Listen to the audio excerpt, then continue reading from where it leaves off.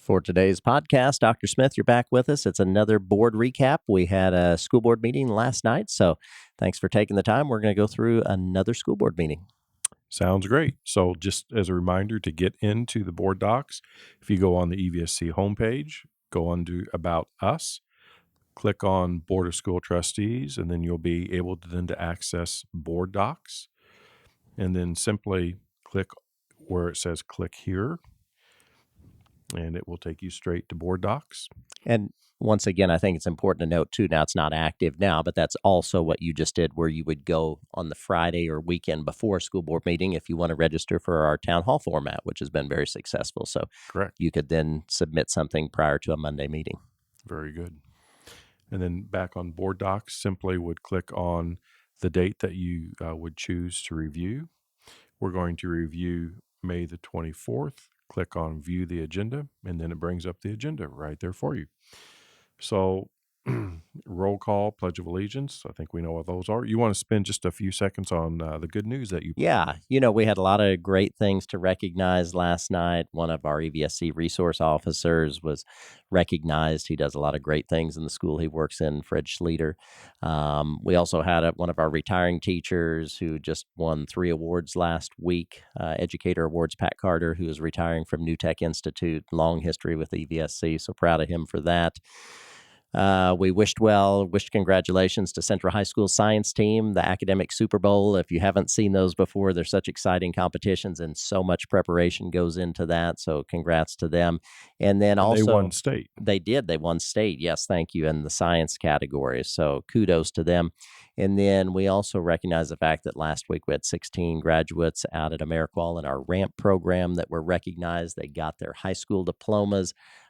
Just the amount of pride that was part of that celebration from not only the students who were certainly proud of themselves and deservedly so, but the RAMP staff, our teachers, and then our Ameriqual friends, our partners there, that just a phenomenal partnership and just a great event to celebrate last week. Yeah, and I would echo that. The Ameriqual partnership is phenomenal, and they have stated that it has impacted them in ways that they never dreamt possible. So. And I think, too, and you've certainly said this, Dr. Smith, that is something that sets not only our school corporation, but really our community apart and was really apparent during this pandemic over the last year and a half, just the partnerships we have. And that Ameriqual one is an example of a phenomenal partnership. Yes, it is. We're blessed to have them in our community. Definitely. Well, you want to take us through consent items? Certainly. So 2.01 would be the minutes of the regular meeting on May the 10th, as well as executive session on May the 17th. So you would be able to click on that and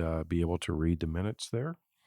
When we look at 2.02, that's consideration allowance of payments. Over this 2-week period of time, it was $11,630,145.02. So you can click on the PDF there and look at all of the payments that were made in the past 2 weeks.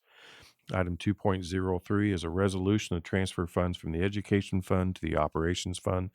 As we've said a few times on our podcast, a few years ago, the state changed the funds that were associated with school districts instead of the general fund, which was really like a checkbook, and then our levy funds, our property tax funds, they moved to an education fund and operations fund. But they still basically put the money in the education fund, even though there are certain expenses that are necessary in a school district from an operations perspective that are not able or not allowable in the education fund. So that's why 4 times a year we transfer money from the education fund into the operations fund.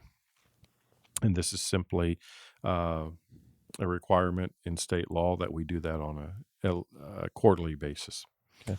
Then moving on to 2.04, there are 2 renewal agreements with Vector Solutions. This first one is what we refer to as Safe Schools. It really does provide online training for all of our school employees. And one of the very nice aspects of this is they provide outstanding videos for required training that educators in Indiana must complete.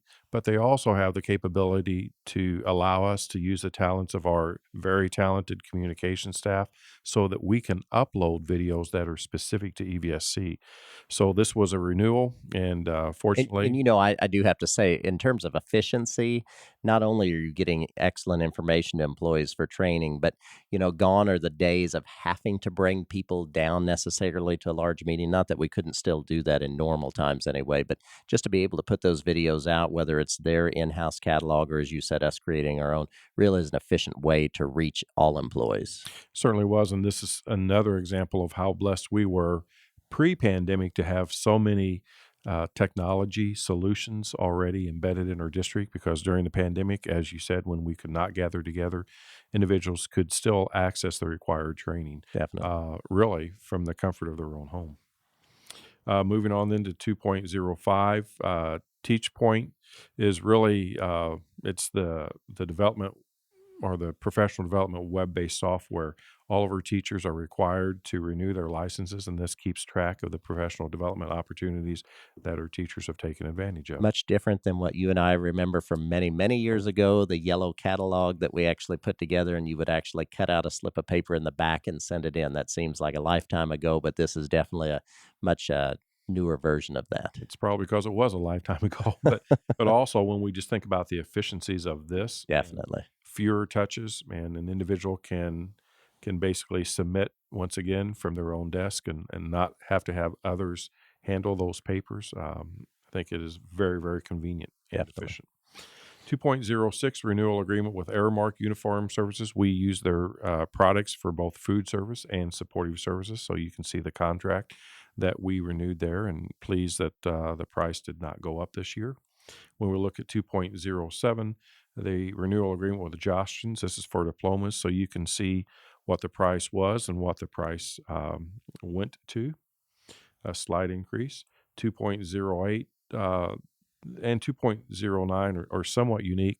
This is an allowance that is provided for school districts, and it's according to rules established by the Indiana Department of Education as well as the U.S. Department of Agriculture. So EVSC qualifies as a school food authority.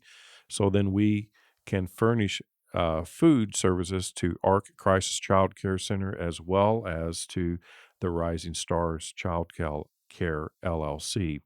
And that really helps, I think, those entities as well as it helps us with staffing, um, and to actually pay for the services that we provide over the summer for our students.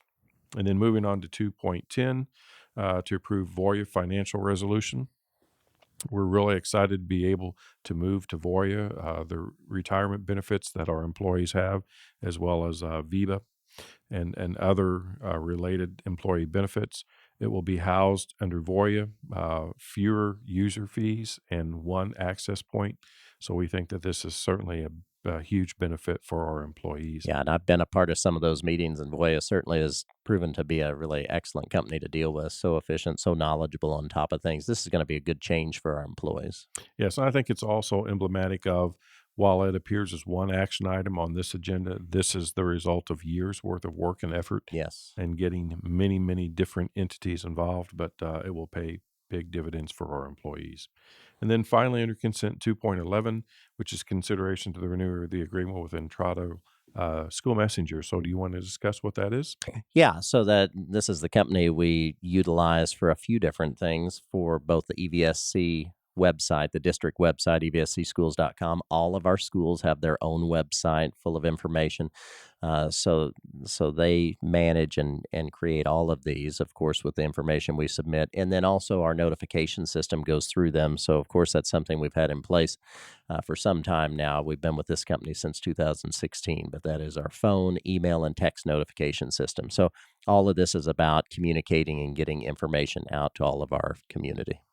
And we do rely on this very heavily. I know Sarah DeWitt, who Definitely. does a phenomenal job in the communications office, actually had designed and had ready to go 80 different additional school based websites in the event that we would have had to close schools this past year because of the pandemic, or in the event that we would have had to deploy a hybrid schedule. Fortunately, we didn't have to use any of those websites or those schedules, but they were ready in the event that we needed to. Well, and as you said, it was so vital for us to be ready. We couldn't sit back and wait and then react. So we were ready. And speaking of that, I know, and you mentioned Sarah, she does a great job with web design and works closely with them. We're actually, and she, give the credit to her working with them, has created all new school websites in a much more organized, visually appealing format. And we think those could go live in the next 2 to 3 weeks. That's been a long process of her working with School Messenger to get those up. So we're excited about that. We think it really captures and helps organize school based information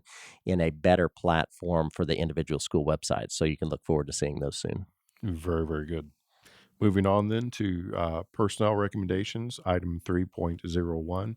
Those are there for your perusal. And then the only action item we had, 4.01, was consideration to approve the Promethean panel upgrades for elementary school classrooms. This is the final phase. We've already upgraded middle school, high school, and K-8, so we will now uh, retrofit the balance of our over 1,500 classrooms by finishing up our elementary And school. these are amazing. They're really like a giant iPad on the wall. These are no longer even tied necessarily to the individual teacher computer. It is a standalone device and really is amazing how they incorporate this technology into all the classrooms. It is, and very grateful for our board. They have invested in technology because they know that that's how our students learn best. It replaces what you and I had in school, which was called a chalkboard. Yes. These chalkboards, if you will, the modern day chalkboard, though, this iteration is $6,000 per Promethean panel. And when you and I were in school, the chalkboard was installed when the school was built and probably wasn't changed. Right. So Right. that's just one example of how we talked about efficiency earlier with vector solutions, but yet we've reallocated resources in other areas to the benefit of our student. And this is just one example. So then moving on to information items, item 5.01, and 04 are financial um, documents for the board's review.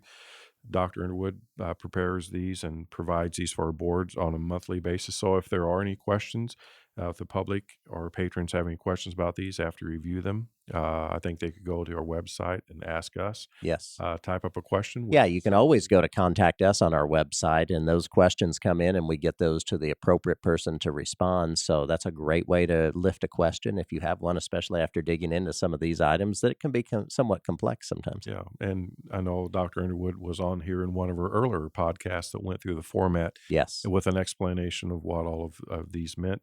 So the numbers have changed, but the rationale and the reason behind them certainly haven't. But Right. if you're interested in that, that is certainly an opportunity for you to gain further information And about I the think school it just district. shows that, and I know you pay very close attention to this too, but Dr. Underwood and his team truly are watching literally every dime, every penny within our budget. And that's what you see on all of these documents. Absolutely. And then moving on to information item 5.05, which is the consideration of adult school meal price increase. We are required under the community eligibility provision to annually review and adjust the fees for those. So we did adjust both the breakfast and the lunch adult meals up 10 cents. But now the good news is for our students, which is under Yes, 5.06, very good news. all students will continue to receive free meals, that is breakfast and lunch, for next school year. That's the 2021-2022 school year. And that is courtesy of the U.S. Department of Agriculture because they've extended the meal waivers for that entire school year. So that's a federal program. And I know that that is very, very popular with all of our families. So Every little bit helps for all families, and this absolutely. certainly adds up. So we are very happy to be able to extend that and to notify the community of that extension. Okay. And I think at the very end of the meeting, Dr. Smith, under continuing business, or I may have mentioned during good news about the fact that last night we had our class day programs that went out on social media on EVSC and school based Facebook pages. But then I know we're very excited about what we've got coming up Wednesday, Thursday, and Friday of this week. You just want to say that quickly? That's right. Last year, we were very disappointed that we could not have the graduation commencement ceremonies for the class of 2020 because of the pandemic. Fortunately and thankfully, we're blessed that conditions have changed this year to where we can have in person graduation ceremonies. They are slated for outside, so we hope all the weather forecasters are Yes. working their magic so we have good evening weather. But Wednesday, Thursday, and Friday, we will attend 8 commencement ceremonies for our high schools, and looking very, very forward to that. Long time coming, especially with last year. And I think the power of this is always it's just a celebration of all of these students, and we're all celebrating together with the families, the students, the staff.